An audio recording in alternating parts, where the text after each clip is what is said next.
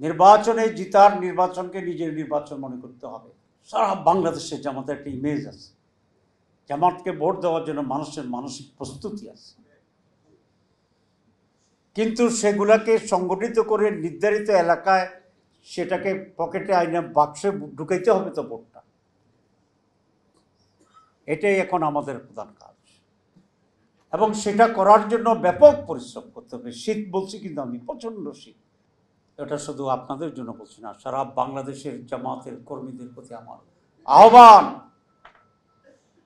আল্লাহ সুযোগ করে দিয়েছে, কিন্তু আমি আজকে এটা বলতে চাই যে এইটাই জামাত ইসলামের জন্য আল্লাহর পক্ষ থেকে একটা বিরাট সুযোগ তৈরি হয়েছে। আপনি যেটা ভাবছেন ওই লোকটা মনে মনে ভিন্নতা ভাবছে। আপনি ভাবছেন যে আমার ভোট দিবে না, কিন্তু সে সিদ্ধান্ত দিচ্ছে আমি দেব, সে প্রকাশ করছে না। প্রকাশ করাতে তো বাংলাদেশে ঝামেলা আছে না, জিব্বা কাটি দিতে হুমকি আসতেছে না, হাত ভাঙিয়ে দেওয়ার হুমকি আসতেছে। আপনারা ভয় পান? আচ্ছা, আমরা পাই না, কিন্তু সাধারণ মানুষ তো পাইতেই পারে। তাহলে আমার দায়িত্ব কি?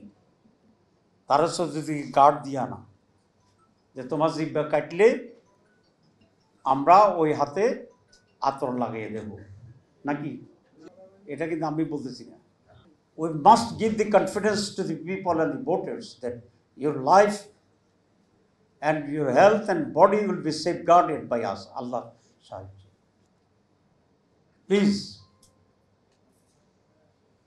এখন হচ্ছে আমাদের অগস্ট, সেপ্টেম্বর, অক্টোবর, এই 2 মাস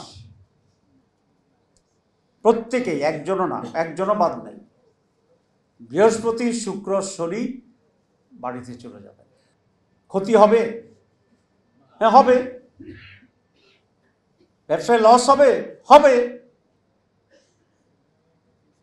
রেস্ট নেওয়াটা সম্ভব না, কারণ আপনি একটা বিশাল মহান কিছু অর্জন করতে চাচ্ছেন। বলছি আমি অগাস্ট, সেপ্টেম্বর, সপ্তাহে কয় দিন? 3 দিন। এটা আপনাদের যেতে হবে। যিনি 2 দিন যাবেন উনি 3 ভাগের 1 ভাগ কম করলেন, যিনি 1 দিন যাবেন তিনি 66% প্রয়োজনের কম কাজ করেছেন। নির্বাচনে জিতার নির্বাচনকে নিজের নির্বাচন মনে করতে হবে। এটা মৌখিক কথা না, বাংলা ভাষা না, এটা তো আমরা বলি যেটাকে নিজের মনে করতে হবে। এইটা আমি, এই কথা আমি বুঝাতে চাই। আমি যেটা বুঝাতে চেয়েছি, কি বুঝাতে চেয়েছি, এটাই বাস্তবায়ন করতে হবে।